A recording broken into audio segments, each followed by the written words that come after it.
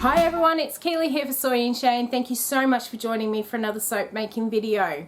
Today I'm going to be making a soap using ancient Sedona from Brambleberry.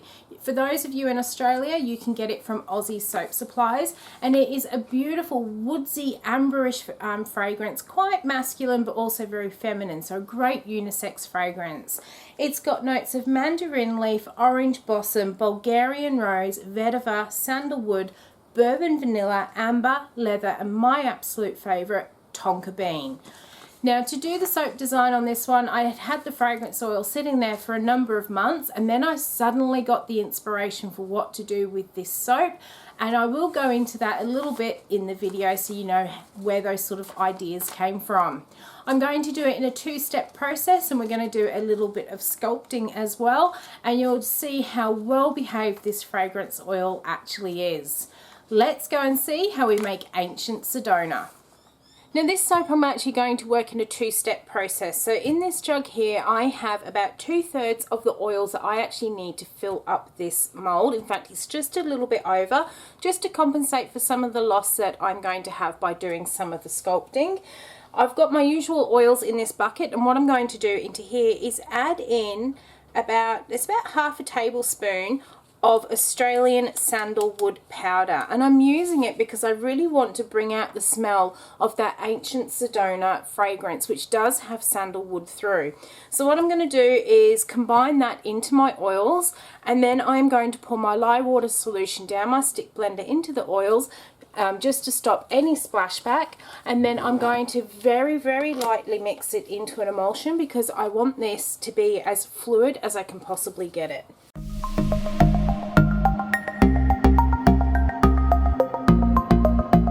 So now that we've got that just very lightly pulsed, I did a couple of little pulses with my stick blender on absolute minimum, and then I basically just hand stirred the rest of that in because I really do want this to stay as fluid as I can keep it for this technique. This is the first time I'm trying it, so hopefully it will work, and I'm also putting my own little spin on it as well.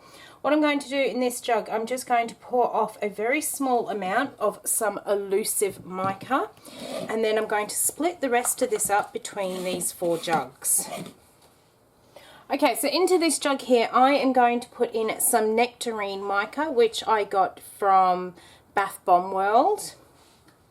Into this next pot I have a little bit more of that nectarine mica, but I've also mixed in some mocha mica from my Micro Obsession just to get it into a bit more of a reddy orange browny colour.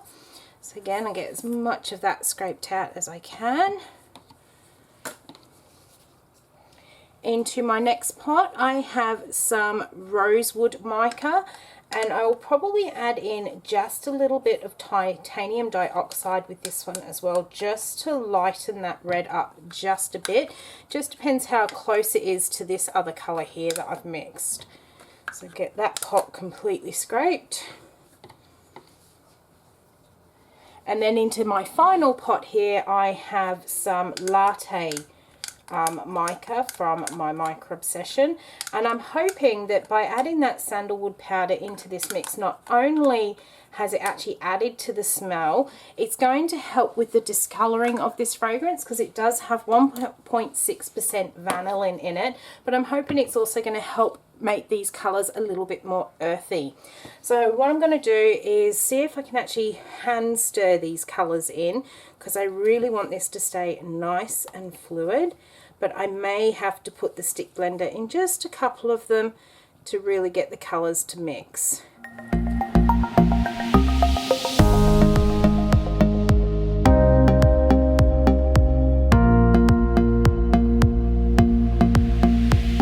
So it looks like we're going to be right for not having to stick blend these, which is excellent because I really do want this as fluid as I can keep it. I'm just going to try and see what happens with this fragrance oil in the green. Oh, it smells really good. That's kind of just really come up and hit me in the face then. I really, really like this one. This is a great unisex fragrance. It is very clean, very herbaceous as well, and you do get those sort of notes of the mandarin come through, the sandalwood and the vetiver. And there's also a bit of lather, not lather, it will lather, but there's a bit of leather in there as well. So it's a really nice one. I'm going to finish putting my fragrance into all of these and stir them in. It seems to be behaving, I can't talk today, seems to be behaving very well. So let's get this mixed in and then we'll get to the pouring. Right, so whenever you look at those mountain ranges in Sedona, you can always see that those sort of rocks have strata layers on them. And I was trying to work out how I was going to be able to create those layers without actually doing a layered soap. Now, I don't know why I poured from either side on that colour because it doesn't make much difference. What I'm hoping to try and do here, rather than doing a complete layered soap, I am going to try this pouring technique. It's kind of going to be a little bit like the cosmic wave that you see, but this time most people just pour from one side of the jug. I'm going to try and pour from both sides. Then I'm also going to do a little bit of a swirl in here as well, just to try and add a little bit more sort of interest, and hopefully we'll get that sort of strata layer for our design. Now, I haven't forgotten about my green. I will be putting it in, but I just won't be putting a lot in, and it will be quite random. Usually when you see those pictures of those rocks, there's lots of green bushes in them, so I just wanted to incorporate just a little bit of green into it, just to represent all those gorgeous trees that you see as well. I don't think it really matters which way I pour. I've already forgotten which ones I've done. As long as all the colours go in, doesn't matter if it looks a bit random. That's exactly what I'm after. Now, the whole idea from this soap actually came from a movie. I had already smelt this fragrance oil a long time ago after I smelt it at a fellow soap maker's stall and absolutely loved it. And I decided that I was going to get it in and have a go. But I was really struggling with what I should do as the design for this soap. Now, hubby and I have this thing that on Sundays, after that sort of week, and I've done markets and stuff like that, we take it in turns to pick a movie on either Netflix or Amazon Prime to watch. Now, I'd been flicking through and I saw that there was a movie on there called, I think it was Wine Country. Now, I initially skipped past it when I first saw it because I actually thought it was a documentary by two English guys which we'd seen on TV, and then I realised it was actually a comedy, so I thought it was perfect for us both to actually unwind and just sit there and watch it. Now, part of the, or one of the scenes, or a few of the scenes actually, are actually set in Sedona, and I was absolutely blown away by the imagery that was in this movie. And then I started actually looking at pictures on Google to see if it really was what Sedona looked like, and it just amazed me, and I thought, well, that's what I have to do. I have to kind of imitate this soap to make it look like those mountain ranges. I've now spent quite a number of weeks also working out how I was going to get those layers without actually doing those individual layers. And at first I thought I'd do a wood grain, but the way you have to cut wood grain soap really wasn't going to work in with my whole design idea.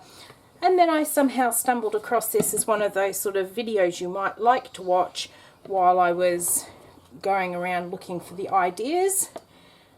And this is how I then came up with the inspiration to pour this soap this way. So I am almost through with getting these in. This has stayed beautiful and fluid. It is a really well-behaving fragrance oil. So if you are looking for something that behaves well, is a nice unisex clean fragrance, highly recommend this Ancient Sedona from Brambleberry, or if you're in Australia, you can pick it up from Aussie Soap Supplies. So I'm going to finish getting these jugs poured in here, and then we'll be back in just a moment. Okay, so that certainly was a very messy pour. Just before I grab the mould, all I'm now actually going to do is give that a spin on the Lazy Susan just to add a little bit more of a swirl, and then I'm going to go and grab my mold. Alright, so we've got the mold. The idea is I want this about 2/3 full, but I'm going to come up a little bit higher because I will have some wastage when I go to do my sculpting. This is still beautiful and fluid. I am going to start from this end, and I'm just going to let the soap do as it wants to do, and hopefully we get some beautiful layered swirls through this one and not just a big muddy mess. Alright, so I am just scraping the last of that soap into here because I really don't want any wastage. This is still really fluid, which is exactly what I wanted for that pour technique, but now what I want is for my soap batter to be nice and firm so that I can do the sculpting. So I'm going to leave this sit here, and then I will come back in just a moment and we will start the next layer. It has been an hour and a half since I poured this, and we are finally at a point where I can now start to sculpt it.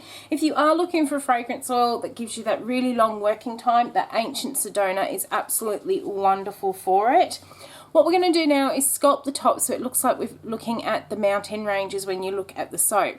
This is a piece of a chopping board that I use. You often see me work on a red chopping board. This is the yellow one that I got in the pack, and I use it to create my templates so that they're nice and firm and sturdy, and then this will actually go away in my little box of things where I can actually reuse it later on.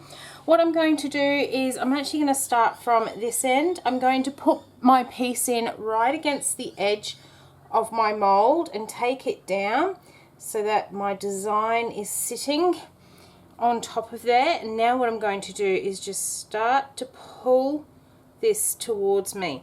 Now you do end up with some soap wastage when you do this. And what I've got over here, now I've got a bit of a pile there, so I'm just going to grab this mold here. I got these molds off of Amazon Australia, and I will leave a link for anyone that wants to have a look at them. They're a really nice shape. What I'm going to do is start scooping some of that off the top and into this mold. Just get some of that out of my way. And I actually have plans for soaps going into this mold, which I should hopefully be able to show you in a few weeks' time. So again, I'm just going to start back where I was. I'm trying to make sure that I stay nice and even as I do this, so that we're not going down too far and not far enough on others. I'm going to keep coming, and I can see I've not gone far enough down on the one side, but we can go back and try that again. Alright, now I'm in. I'm going to keep sculpting, pulling that towards me. At the end, I'm just going to pick it up and scoop it into that mold. Okay, so I am really pleased with how that's looking. I'm actually just going to tidy up the very edges of this mold because I don't want the brown on the side of the soap. So I'm just using that plastic bit just to pull up that extra soap that's on this top side of the mold, and then we'll get to doing the next bit. Now, whenever you look at the pictures of Sedona, you always have those beautiful rock mountains and then this brilliant blue sky with wispy clouds. Now, I know it's probably not always going to look like that, but that's what the photos show, so that is what we're going to be doing. I have my oils in my jug here to hopefully fill up the rest of that mold, and I also have my lye water solution. Now this time I am not adding that sandalwood powder because I don't want this to go brown, because we're going to do the blue sky, and because this fragrance oil does have the 1.6% vanillin in it, on my white part I'm not going to add in any fragrance. So I'm going to start by pouring my lye water down my stick blender as I do with all of my soaps. I'm going to mix it up, and then I'm going to split it out so we can do our white and blue.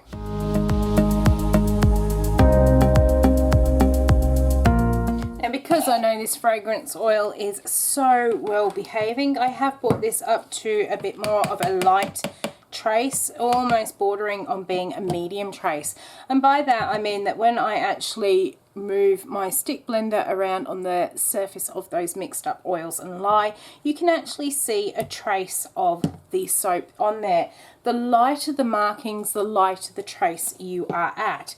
And before I put that blue in, let's pour off a little bit for what will be the white. And I don't want too much in there, just enough to create a few wispy clouds. Into this one I am going to put in some Catalina blue mica. We'll be quite generous with that to get a nice, bright velvet blue sky, and I'll try not to make any more mess than I usually do. Also into there I'm going to pour in my fragrance oil, and then into my little jug I have some titanium dioxide, which I've dispersed into some distilled water. So I'm going to pop that in there, give these a mix up, and then I'm going to do an in the pot swirl before pouring it into our mould.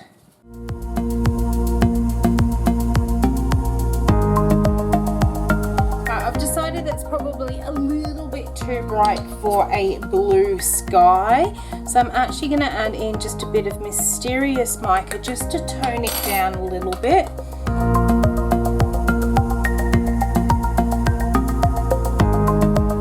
Alright, I am really happy with the colour of that one now, so I'm going to get my stick blender all cleaned off, and then we're going to pour in that white and then into the mould.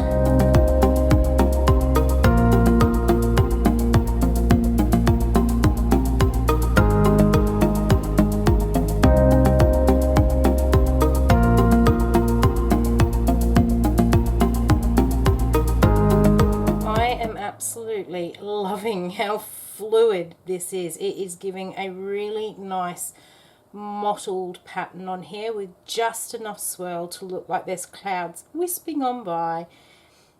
So that is basically all I'm going to do with Ancient Sedona for now. Usually I would bring a soap up to you when it is just a plain and simple top like this, but this one is just so fluid I can't really move the mold very much. But because of how fluid it is, look at all those gorgeous swirls on there. I really can't wait to cut this one open tomorrow. So I'm going to leave this one sit overnight, and then we'll be back tomorrow and see what we've got on the inside. It's taken 48 hours before I could actually get this one out of the mold. I think because it was so fluid, it's just taken that little bit longer to set up. You can see as well on the end here, it has started to go a little bit brown. I'm hoping that the rest of the soap is not going to do that because it hasn't done it in the middle. I'll just make sure when I cut that, that becomes my sort of piece down there.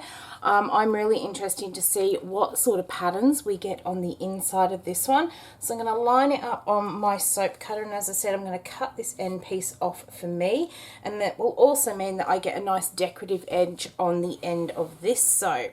So I've got that lined up, and I'm going to start to go down. Now the other thing I did have a look at, because this was starting to turn that colour on the top, I went back and double checked on the vanillin level, and it's actually got 2.5%. I'm pretty sure it said it had about 1.7. Oh, the only time I don't turn my phone onto silent and someone messages me. Alright, I am almost through. Going to take that one away and we'll see what we've got. Alright, so let's grab this end piece and see what we've got. And that is the inside of Ancient Sedona. I probably needed to do my sculpting a little bit more just to get a little bit more definition, and I can see that this blue is going to darken up a little bit more, so it might look like a bit more of a stormy sky coming in over the mountains. I am really happy with how that colour has layered through and given those rocks that kind of layered strata sort of layers in there. I'm really pleased, and that green is just enough to kind of represent all the trees that you usually see. I am just going to grab the next piece here. I'm absolutely loving the swirl that came up on the top of this, and again I think that is because that batter was just so fluid. There is the inside of that one. So although there's a couple of little things I would do different, like actually making the mountain's probably a little bit more defined. I am actually quite happy with how that technique's come up on the bottom of there. I'll keep an eye on this one to see how dark it will actually go. If you follow along with me on Instagram, I'll post pictures of this one when it is fully cured, so if you are interested in the fragrance, you can see what it does to this blue colour up the top. Down the bottom here, it doesn't really matter because I want that reddy brown orangey sort of colour anyway, but I am interested to see what happens with my sky. Here is the next piece here. I'm also very interested to try this one to see what adding that sandalwood powder will actually do to this one. So again, follow along with me on Instagram and I will let you know what I think about that sandalwood powder in this soap. So I hope you have enjoyed watching how I make Ancient Sedona. If you did, why not leave me a thumbs up and any comments down below. For those of you that do live in that area in Sedona, I hope I have done this justice for you. If you've got any questions, leave them down in the comments section below and I'll get back to you as soon as I possibly can. And until the next video, I hope you have a great week and I will see you then. Bye.